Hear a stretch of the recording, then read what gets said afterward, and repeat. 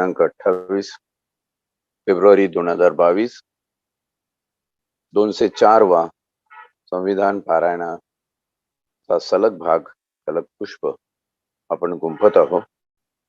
त्यासाठी आपण 353 या अनुच्छेदाचं वाचन केलेलं आहे.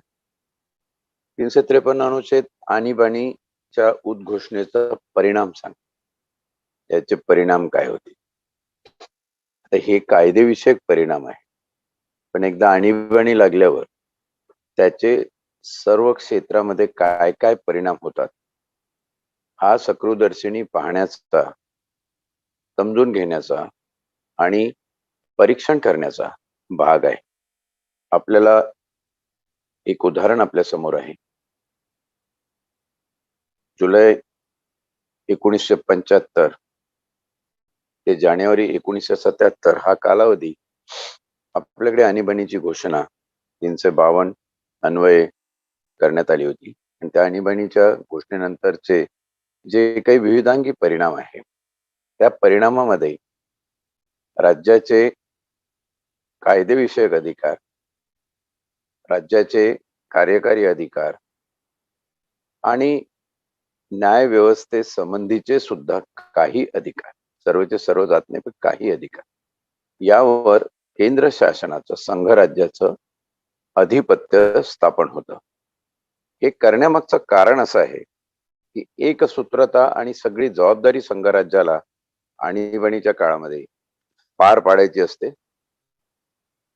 परकीय आक्रमण असतील, युद्धजन्य परिस्थिती असतील, किंवा मग अंतर्गत अशांतता किंवा सशस्त्र बंड अशी एखादी परिस्थिती देशामध्ये, एखाद्या राज्यामध्ये निर्माण झाली असेल, तर अशा वेळी ती हाताळण्याची पूर्णतः जबाबदारी ही केंद्र शासनाची असते. आणि म्हणून केंद्र शासनाने आणीबाणीच्या चालू असताना ही बंधनं सर्वांवर लादलेली आहे. तो परिणाम आपण मुख्यतः या ठिकाणी कायदे मंडळीय व कार्यकारी मंडळ म्हणजे लेजिस्लेटिव्ह आणि एक्झिक्युटिव्ह या स्वरूपात कसा होईल तो 353 मध्ये वर्णन केलेला आहे. आणीबाणीच्या उद्घोषणेचा परिणाम, जेव्हा आणीबाणीची उद्घोषणा अंमलात असेल तेव्हा एक, या संविधानात काही असले तरी कोणत्याही राज्यास त्याने आपल्या कार्यकारी अधिकाराचा वापर कोणत्या रीतीने करावा त्यासंबंधी निर्देश देणे हे संघ राज्याच्या कार्यकारी अधिकाराच्या कक्षेत येईल. इथे कायदे मंडळी अधिकाराचा उल्लेख नाही, कार्यकारी अधिकार म्हणजे जे एक्झिक्युटिव्ह आहे राज्य सरकारचे, त्या एक्झिक्युटिव्हनी कशा पद्धतीने काम पार पाडावं त्याची नियमावली ही संघ राज्य म्हणजे केंद्र शासन तयार करून देईल आणि त्याप्रमाणे त्यांचं कामकाज चालेल. राज्याला अशा वेळी त्यांच्या कार्यकारी अधिकाऱ्याला तेच हुकूम देता येतील जे केंद्राने जारी केलेले आहे, किंवा एखादा वेगळा हुकूम जर द्यायचा असेल तर केंद्राची त्यासाठी परवानगी घेण्याची आवश्यकता आहे, जे एरवी सर्वसाधारण काळामध्ये तशी गरज नसते. परंतु आणीबाणी जर असेल तर त्यावेळी राज्य शासनाने, राज्य सरकारने त्याच्या कार्यकारी कक्षेत काम करणारे अधिकारी हे केंद्र शासनाच्या निर्देशाप्रमाणे काम करतील याची खबरदारी घेणं आवश्यक आहे. दुसरं आहे कोणत्याही बाबी संबंधी कायदा करण्याच्या संसदेच्या अधिकारात. इथे कायदे मंडळी अधिकार तेही संसदेबद्दल भाष्य करतात. कोणत्याही बाबी संबंधी कायदा करण्याच्या संसदेच्या अधिकारात ती बाब संघसूचीत नमूद केलेली नसली तरीही तिच्याबाबत संघराज्य किंवा संघराज्याचे अधिकारी आणि प्राधिकारी यांना अधिकार प्रदान करणारे व त्यांना कर्तव्य नेमून देणारे किंवा अधिकार प्रदान करणे व कर्तव्य नेमून देणे हे प्राधिकृत करणारे कायदे करण्याचा अधिकार समाविष्ट आहे. संसदेला जनरली केंद्र शासनाला जी केंद्रीय सूची आहे त्या विषयावर कायदे करण्याचा अधिकार आहे. समावर्ती सूची, कॉन्करंट लिस्ट, ज्याच्यामध्ये केंद्राला आणि राज्याला दोघांनाही कायदे करण्याचा अधिकार आहे, आणि राज्य सूची याच्यामध्ये राज्याला कायदे करण्याचा अधिकार आहे. परंतु आणीबाणीच्या काळामध्ये केंद्र शासनाला केंद्र सूची व्यतिरिक्त जे कुठले विषय येतील, मग ते समावर्ती सूचीतले असो किंवा राज्य सूचीतले असो किंवा त्याशिवाय एखादा नवीनच विषय असो, जो विषय केंद्र सूची, समावर्ती सूची आणि राज्य सूची मध्ये नमूद नाहीये त्याशिवाय एखादा विषय असो, कुठल्याही विषयावर कायदे करण्याचा आणि ते कायदे कुठल्या संबंधाने, ते कायदे केंद्रीय कार्यकारी मंडळाला, केंद्रीय अधिकाऱ्याला प्राधिकृत करण्यासाठी, एक्स्ट्रा पॉवर देण्यासाठी, मॅजिस्टेरियल पॉवर्स असतील, न्यायिक अधिकार असतील किंवा प्रशासकीय अधिकार असतील, त्यांच्या अधिकारामध्ये विशेष बळ निर्माण करण्यासाठी, कारण हे सगळं कंट्रोल करायचं असतं. आपण जर 75-76चा कालावधी बघितला, तर त्या कालावधीमध्ये हे कंट्रोल करण्यासाठी तुम्हाला तुमच्या प्रशासकीय अधिकाऱ्याला केंद्रीय स्तरावर काही जास्त अधिकार देऊन त्यांना प्राधिकृत केलं जातं. म्हणजे अधिकारी व प्राधिकारी, अधिकार आणि प्राधिकार अशा दोन्ही प्रकारचे अधिकार त्यांना वाढवून दिले जातात, कारण त्यांचा एक कंट्रोल होणं आवश्यक असतं आणि त्यासाठी संसदेला कायदे करण्याचा अधिकार असेल. थोडक्यात आणीबाणीच्या काळात संसद, केंद्र शासन हे प्रबल असतं. बाकीचे इतर जे घटक शासनाचे आणि प्रशासनाचे आहेत ते केंद्रीय शासनाच्या मर्जीनुसार, त्यांनी तयार केलेल्या कायद्यानुसार, संसदेने पारित केलेल्या नियमांनुसार चालतं. परंतु असे की जेव्हा आणीबाणीची उद्घोषणा भारताच्या राज्यक्षेत्राच्या फक्त एखाद्या भागामध्ये अंमलात असेल, तेव्हा अशी आणीबाणी संपूर्ण देशासाठी अंमलात न येता एखाद्या विशिष्ट भागासाठी जर अंमलात येत असेल, तेव्हा एक खंड क अन्वये निर्देश देण्याचा संघराज्याचा कार्यकारी अधिकार आणि खंड 2 अन्वये कायदे करण्याचा संसदेचा अधिकार भारताच्या राज्यक्षेत्रातील ज्या भागामध्ये आणीबाणीची उद्घोषणा अंमलात असेल, तेथील किंवा त्याच्या संबंधातील हालचालीमुळे भारताची किंवा त्याच्या राज्यक्षेत्राच्या कोणत्याही भागाची सुरक्षितता धोक्यात आली असेल तर, आणि तेवढ्या मर्यादेपर्यंत ज्या राज्यामध्ये किंवा ज्याच्या कोणत्याही भागामध्ये आणीबाणीची उद्घोषणा अंमलात असेल त्याहून अन्य कोणत्याही राज्यामध्ये देखील लागू होईल. ज्या ठिकाणी आणीबाणी संपूर्ण देशासाठी नसेल, एका विशिष्ट भागासाठी, काही राज्यांसाठी असेल, तर असे कायदे करण्याचा अधिकार त्या राज्यापुरता मर्यादित नाहीये संसदेचा. संसदेला कायदे करण्याचे अधिकार फक्त त्या भागापुरतेच असेल असं नाही, कारण त्याचे परिणाम लक्षात घेता इतर काही भाग जिथे आणीबाणीची घोषणा नाही करण्यात आली किंवा जिथे आणीबाणी लागू झालेली नाही, त्या भागासाठी सुद्धा संसदेला सुरक्षा आणि नियमितता राखण्यासाठी कायदे निर्माण करता येतील. कोणत्याही भागाची सुरक्षितता धोक्यात आली असेल तर, असा शब्द इथे वापरलेला आहे. म्हणजे सेफ्टी आणि सिक्युरिटीच्या दृष्टीनं ज्या भागात आणीबाणी आहे त्या भागा व्यतिरिक्त इतर कुठल्याही भागामध्ये कायदे करण्याचा अधिकार संसदेला आहे. समजा मध्य प्रदेश, तिथे आणीबाणी लागू झालेली आहे आणि त्या दृष्टीनं मध्य प्रदेश आणि महाराष्ट्र ही जोडलेली राज्य आहे, युपी जोडलेला आहे, गुजरात जोडलेला आहे.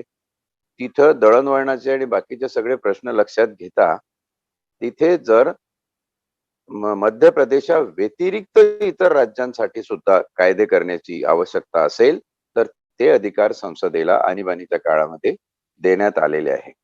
पहिल्या भागामध्ये काय सांगितलेलं आहे, संपूर्ण देशासाठी. दुसऱ्या भागामध्ये जिथे विशिष्ट भागासाठी आणीबाणी लागलेली आहे तिथे आणि त्याच्या आजूबाजूचे राज्य ज्या ठिकाणी असे कायदे करणं आवश्यक आहे, कारण संकलित परिणाम म्हणून तिथं तसा कायदा केल्याशिवाय आणीबाणीची अंमलबजावणी होऊ शकणार नाही, त्यासाठी तुम्हाला ती संसदेला दिलेली मुभा आहे की संसद त्या ठिकाणी सुद्धा कायदे निर्माण करून देऊ शकते.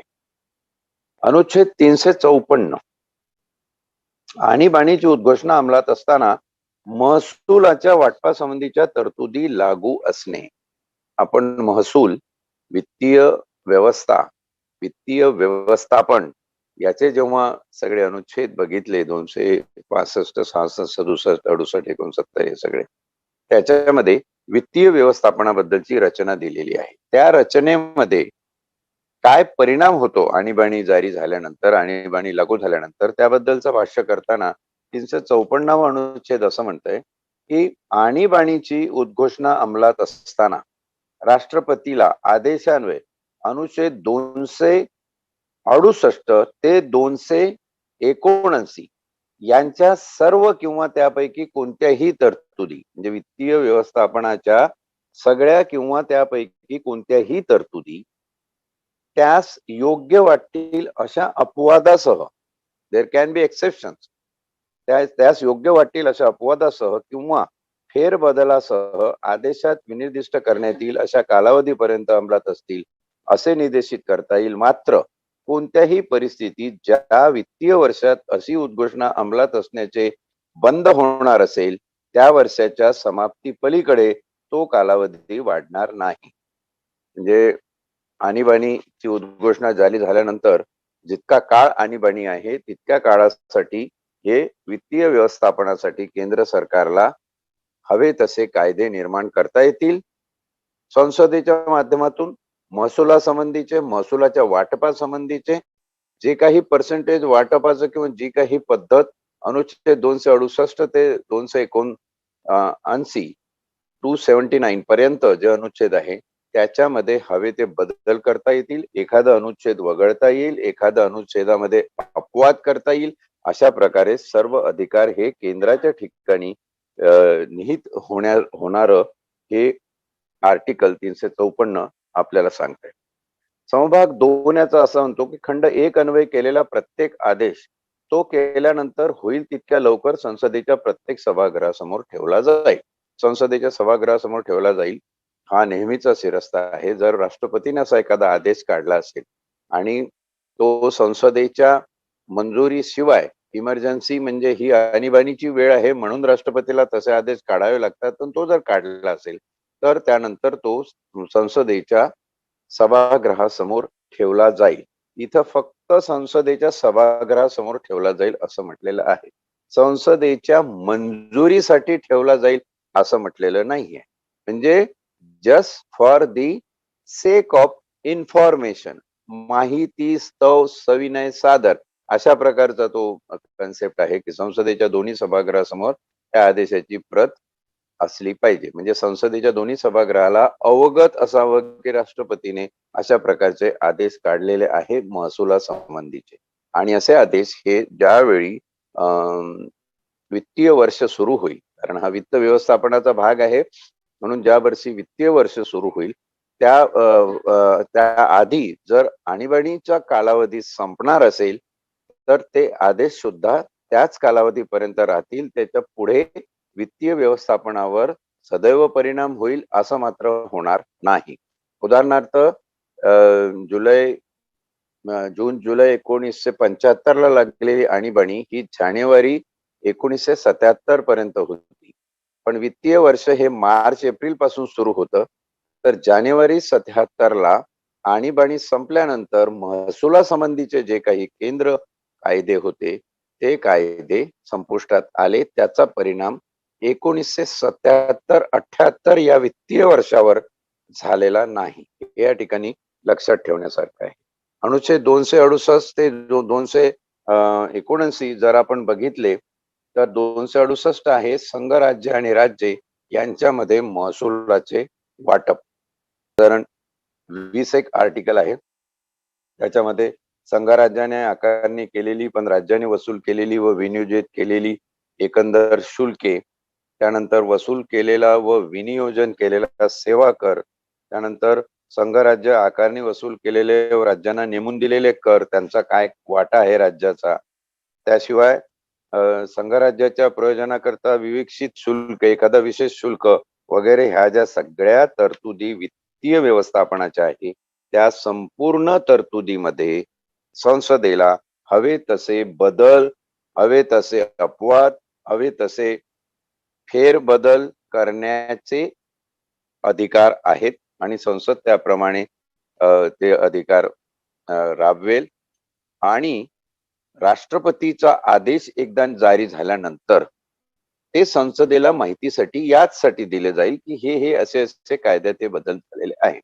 म्हणजे संसद त्याच्यावरती केवळ अंमल करेल. संसद त्याच्यावर आपला कथ्याकूट करून काही परत तो ठराव प्रस्तावित करा, प्रस्तावित झालेल्या ठरावावर परत चर्चा करा वगैरे काही प्रकार करणार नाही. म्हणजे राष्ट्रपती आणि राष्ट्रपतीच्या माध्यमातून केंद्रीय मंत्रिमंडळ, जास्त स्पेसिफिक बोलायचं झालं तर पंतप्रधान ज्या सूचना राष्ट्रपतीला देईल त्याप्रमाणे राष्ट्रपती ते चालवेल. म्हणजे पॉवरफुल कोण असतो तर पंतप्रधान पॉवरफुल असतो. त्यावेळेच्या आणीबाणीचा 1975 सालच्या आणीबाणीचा आपण जर अतिशय बारकाईने अभ्यास केला तर त्यावेळी नेमकं काय घडलं होतं, काय झालं होतं, त्याचा परिणाम कसा कसा झाला होता आणि काय काय त्या परिणामाचे नंतर फळं मिळाली. समाजाचं किती भलं झालं, राष्ट्राचं किती भलं झालं, राजकीय परिक्षेत्रामध्ये कसे बदल झाले आणि कुठलं नेतृत्व कसं पुढे आलं, लोकांनी त्याला कसे प्रतिसाद दिले. जे इतर पक्षाचे किंवा ज्यांना वामपंथी त्यावेळी म्हटलं गेलेलं होतं असे लोक हे सरसकट तुरुंगात डांबण्यात आले होते वगैरे वगैरे सगळे प्रकार आपल्या लक्षात येतात. आणीबाणी ही त्या दृष्टीनं कधी लावली जाऊ नये अशा प्रकारची एक कठोर राजनीती आहे. पण ही राजनीती जर औचित प्रसंगी एखाद्या अपवादात्मक परिस्थितीमध्ये लावायचीच असेल तर त्याचा एक कालावधी ठरलेला असतो. त्या कालावधीपर्यंत सर्व काही कायदे संघराज्याच्या अखत्यारीत चालतात आणि संघराज्य त्याप्रमाणे संसदेच्या माध्यमातून हे सगळं घडवून आणतं. पुढचा अनुच्छेद 355 असा आहे की परचक्र व अंतर्गत अशांतता यापासून राज्याचे संरक्षण करणे हे संघराज्याचं कर्तव्य. परचक्र अर्थातच बाहेर, भारताबाहेर जर काही एखादं आपल्या भारताबद्दल कटकारस्थान सिजत असेल तर त्याचा विचार करणं व अंतर्गत अशांतता याच्यापासून प्रत्येक राज्याचे संरक्षण करणं. इथे मात्र जसा आपण 352 मध्ये बघितला तिथे अंतर्गत अशांतता हा शब्द बदलून 1978 साली सशस्त्र बंड, सशस्त्र उठाव हा शब्द टाकण्यात आला. पण इथे मात्र अंतर्गत अशांतता हा शब्द 355 मध्ये ठेवण्यात आला. इथे तो बदललेला नाही. म्हणजे सशस्त्र बंडाळी ही अंतर्गत अशांतता मानल्या गेली किंवा अंतर्गत अशांततेमध्ये सशस्त्र बंडाळीचा समावेश आहे असं या ठिकाणी अन्वयार्थ काढला जाऊ शकतो. परचक्र अंतर्गत अशांतता यापासून राज्याचे संरक्षण करणे हे संघराज्याचे कर्तव्य. परचक्र व अंतर्गत अशांतता यांच्यापासून प्रत्येक राज्याचे संरक्षण करणे आणि प्रत्येक राज्याचे शासन या संविधानाच्या तरतुदींना अनुसरून चालवले जाईल याची सुनिश्चिती करणे हे संघराज्याचे कर्तव्य असेल. थोडक्यात प्रत्येक राज्याच्या कारभारावर शासन आणि प्रशासन, प्रत्येक राज्याचं शासन आणि प्रत्येक राज्याचं प्रशासन याच्यावरती केंद्र सरकारचं आधिपत्य पूर्णपणे स्थापन होईल. दोन बाबतीत, अंतर्गत अशांतता आणि परचक्र. आता 1975 सालच्या आणीबाणीमध्ये हे परचक्र भानगड काय आहे ती फार मोठ्या प्रकर्षाने आपल्याला समजून घेतली पाहिजे आणि तेवढ्याच महत्वाचा हा मुद्दा असल्या कारणाने परचक्र आणि अंतर्गत अशांतता त्याच्याबद्दल आपण विचार करूया. हे जे शब्द आहे ते ओरिजिनल ड्राफ्टिंग मधले आहे, याच्यात कुठलाही घटना बदल नाहीये. त्याच्यामुळे 355चा विचार थोडासा साकल्याने करणं आवश्यक आहे. त्यावेळी भारताचं एकंदर जो झुकाव होता, भारत देश हा Soviet union USSR united states of Soviet Russia, रशियनचे जे सोवियत देशांचा एक संकुल आहे त्यावेळी रशिया आणि या आता सुद्धा रशिया हा आकाराने जगातला सर्वात मोठा देश आहे आणि हे युगोस्लावियन कंट्री जे नंतर तुटून मोकळे झाले, ज्याच्यामध्ये आता युक्रेन आहे आणि युक्रेन वरती जे युद्ध चालू आहे रशियाचं तोही त्यावेळी तुटून वेगळा झालेला. हे तुटले सिनियर जॉर्ज बुश जेव्हा अमेरिकेचे अध्यक्ष होते त्यांच्या काळात. आणि दुसऱ्या महायुद्धानंतर जगामध्ये महासत्तेची दोन केंद्र निर्माण झाली. एक अर्थात अमेरिका आणि दुसरं त्याचे सगळे मित्र राष्ट्र आणि दुसरं रशिया आणि त्याच्या सोबत असलेले राष्ट्र. रशियासोबत भारत, चीन ही राष्ट्र गृहीत धरण्यात आली होती.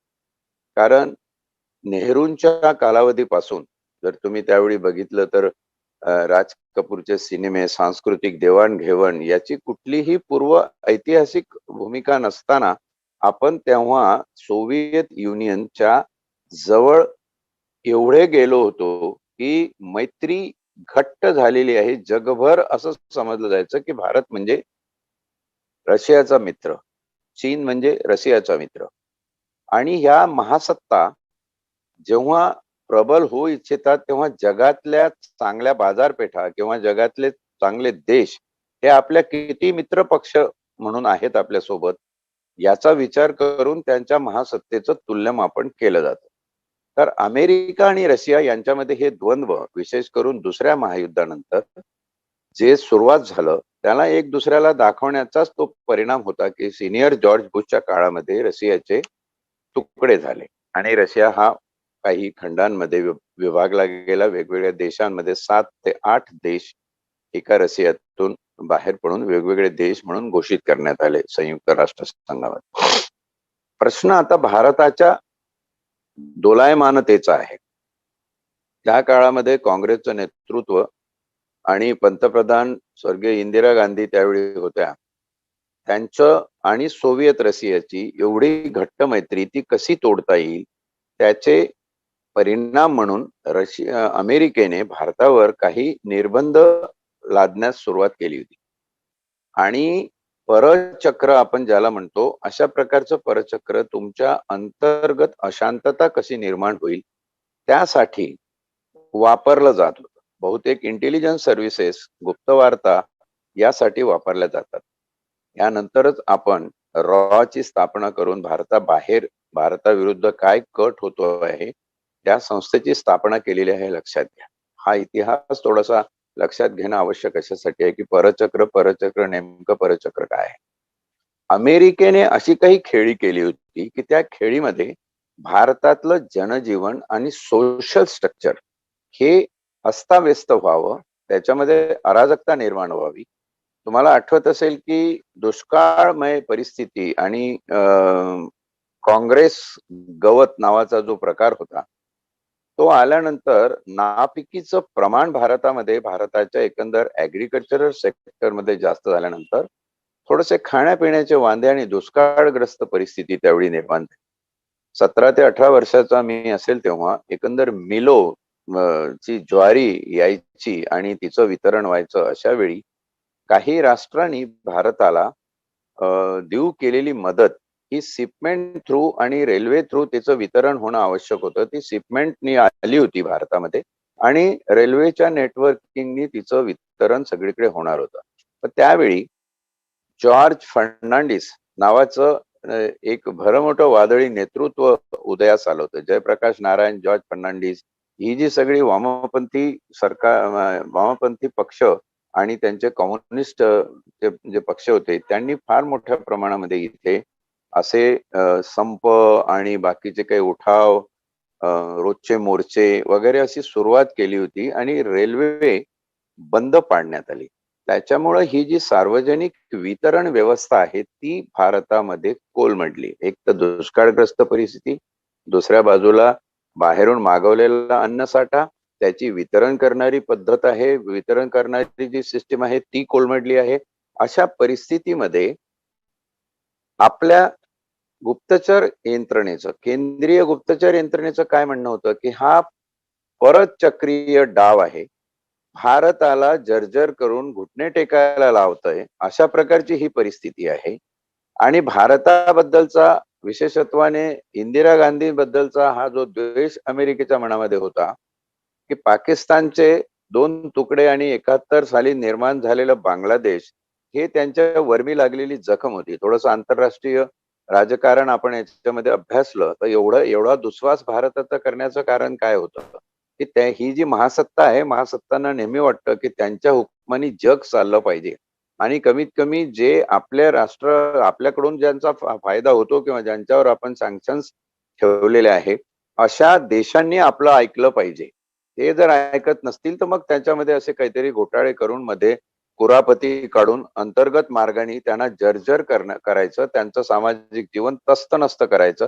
असे प्रकार हे गुप्तचर यंत्रणेची नेहमीची हातोटी या पद्धतीने ते केली जाते.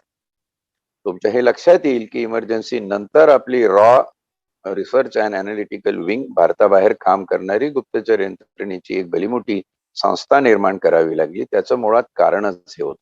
हा सगळा भाग आपण विचारात घेतल्यानंतर राजकीय परिप्रेक्ष्यातून ही आपण याचा विचार करूया. आंतरराष्ट्रीय परचक्र, त्याच्यातून निर्माण झालेली अंतर्गत अशांतता आणि आता पॉलिटिकल परिप्रेक्ष्यामध्ये आपण विचार करूया की असं जेव्हा होतं तेव्हा निश्चितपणे केंद्र सरकारवर फार मोठ्या प्रमाणात विरोधी पक्षांची आणि बाकी सगळ्यांची टीका होत असते. अशा वेळी काय केलं पाहिजे, कुठल्या पद्धतीनं ती नाव त्या वादळातून पुढे नेली पाहिजे, हा खरं तर राजकीय नेतृत्वाच्या सुज्ञपणावर डिपेंड असलेला प्रश्न आहे.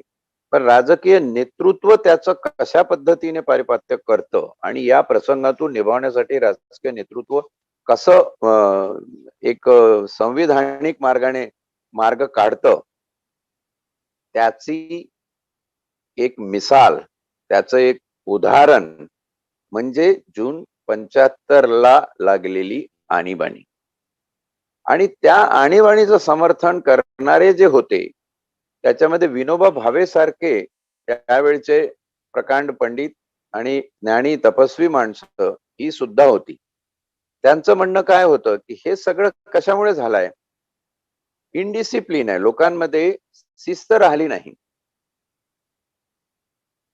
डेमोक्रेसीमध्ये, लोकशाहीमध्ये एवढे अमाप अधिकार व्यक्ती स्वातंत्र्याचे, अभिव्यक्ती स्वातंत्र्याचे सगळे आहे की एक शिस्त जी सामाजिक, व्यक्तिगत, राष्ट्रीय जीवनामध्ये असायला पाहिजे, ती शिस्त भंग पावलेली आहे. म्हणून ज्याला कोणाला हे आठवत असेल की विनोबा भावे म्हणाले होते की आणीबाणी हे शिस्त पर्व आहे.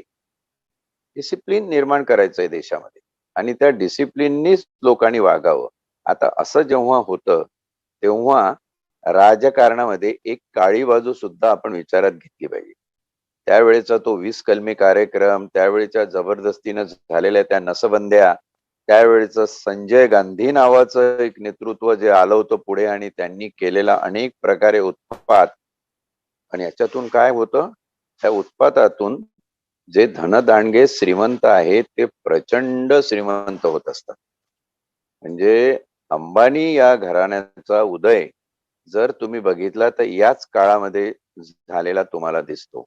हे बगलबच्चे कुठलीही परिस्थिती असो त्याचा योग्य फायदा आपल्या पारड्यात कसा पडेल हे करून घेत असतात. म्हणजे आजच्या परिस्थितीमध्ये आज जर आपण याला काही हलक्या बाबतीमध्ये आजची जी राज्य पद्धती आहे, एकाधिकार पद्धतीने चाललेली केंद्राकडून, त्याला आणीबाणी सदृश अशी परिस्थिती म्हटली तर त्याही परिस्थितीमध्ये खाजगीकरणाच्या माध्यमातून ज्या औद्योगिक धनदांडग्याचं भलं होत आहे, हे आपल्याला दुर्लक्षित करून चालणार नाही. नोटाबंदीपासून तर लॉकडाऊन पर्यंत जी एक आर्थिक जर्जरता सर्वसाधारण समाजाच्या नशिबी आलेली आहे. परंतु श्रीमंत मात्र श्रीमंतच होत आहे. मग तो फार्मास्युटिकल याच्यातला असो, टेक्सटाईल याच्यातला असो, खाद्यपदार्थाच्या याच्यातला असो, टेक्नॉलॉजिकल ऍप तयार करून ऑनलाईन सगळे कारभार करणाऱ्या संस्था असो, या सगळ्या भरभराटी झालेल्या आहेत.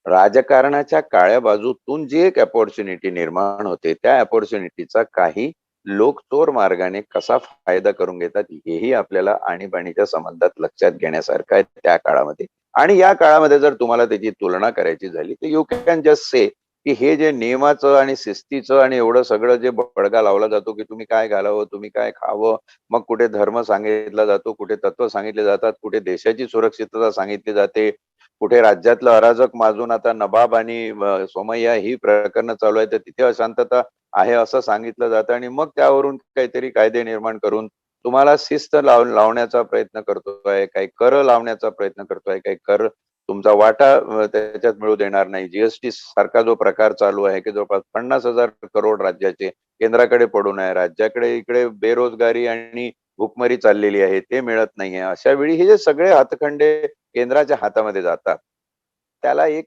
आणीबाणी सदृश्य परिस्थिती म्हटलं तर वावगं होणार नाही.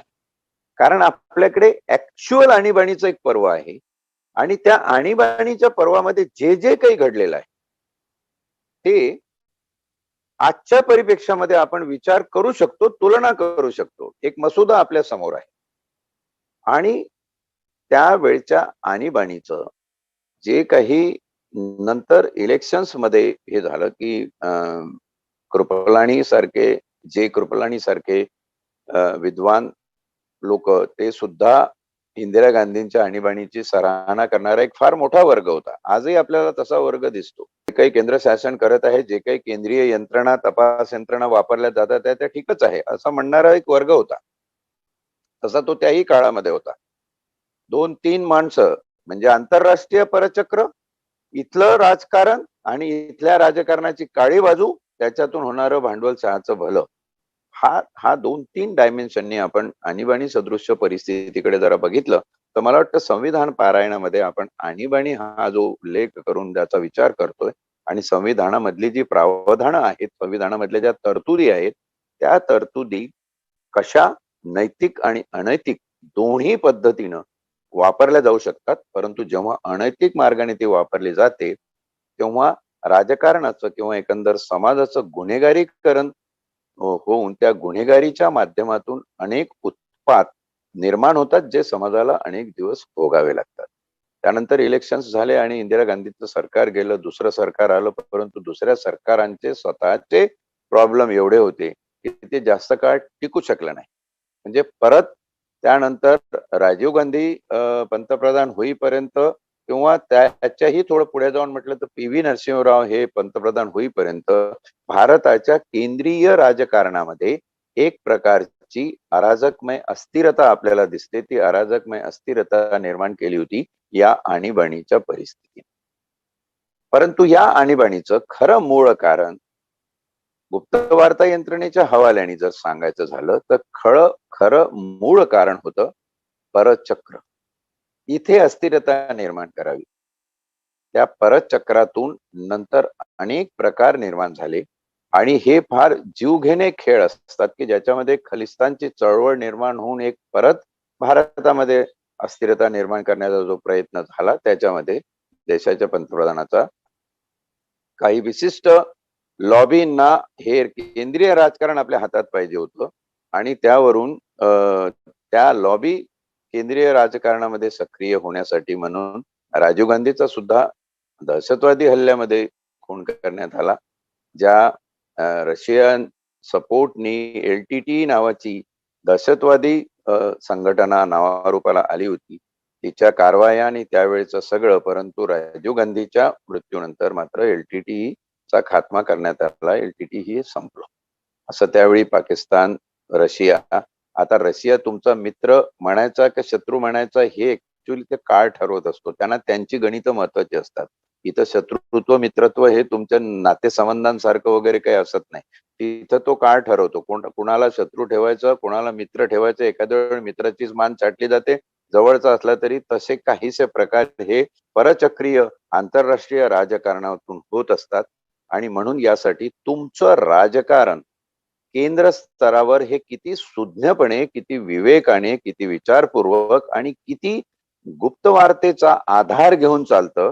म्हणून देशाच्या ज्या गुप्तवार्ता संघटना आहे, विशेष करून केंद्रीय गुप्तवार्ता संघटना, या खऱ्या अर्थाने निरतिशय महत्वाच्या आहे. याचं महत्व हे अशा दृष्टीनं अधोरेखित केलं पाहिजे. आणीबाणी सदृश्य किंवा आणीबाणी लावण्याची परिस्थिती मध्ये या यंत्रणांचा फार मोठा सहभाग असतो, फार मोठा समावेश असतो आणि त्याचप्रमाणे यांचा त्या काळात आधारही असतो. या जर संघटना नसतील तर आपण काहीही आपलं शासन प्रशासन आंतरराष्ट्रीय स्तरावरचं किंवा अंतर्गत देशातलं करू शकत नाही. त्या दृष्टीनं अंतर्गत अशांतता, परचक्र हे 2 शब्द जे 355 अनुच्छेदामध्ये आज आले ते आपण बघितले. आता याचे अंतर्गत अशांतता जी आहे त्यासाठी काही कायदे त्या काळामध्ये करण्यात आले. मिसा, maintenance of internal security act होतं. मिसा म्हणायचे आणि मिसामध्ये मोठमोठ्या लोकांना उचलून टाकण्यात आलं, अरेस्ट करण्यात आली, काही लोकांच्या प्रॉपर्ट्या जप्त करण्यात आल्या.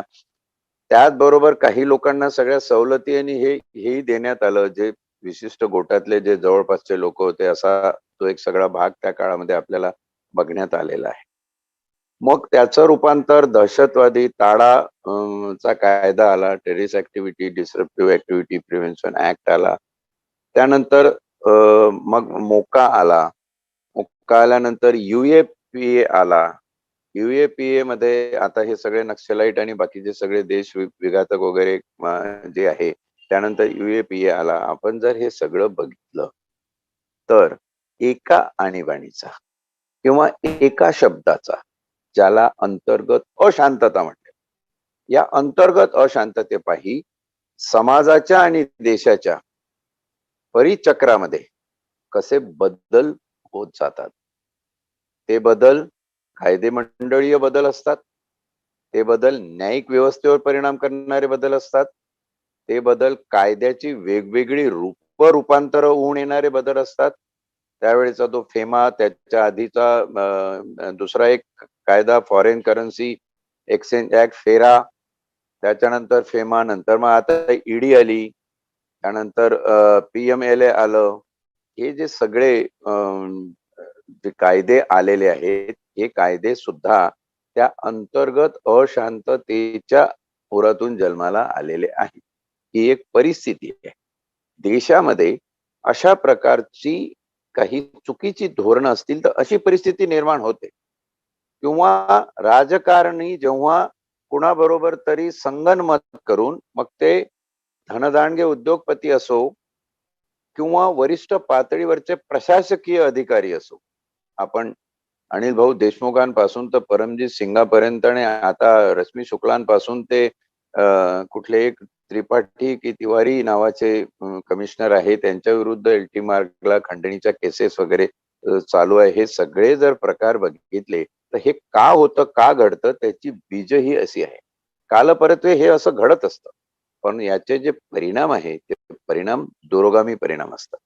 आणि याचं आपण भान ठेवून या आणीबाणीच्या प्रकरणामध्ये विवेचन करत असताना मागचा, पुढचा, आताचा आणि येऊ घातलेला अशा दोन्ही तिन्ही गोष्टीचा आढावा घेऊन आपल्याला जे याच्यातून समजतं ते एक सूचक मार्गदर्शन काय होऊ शकतं, कसं मिळू शकतं, त्याचा विचार करणं माझ्या दृष्टीनं इष्ट वाटतं मला.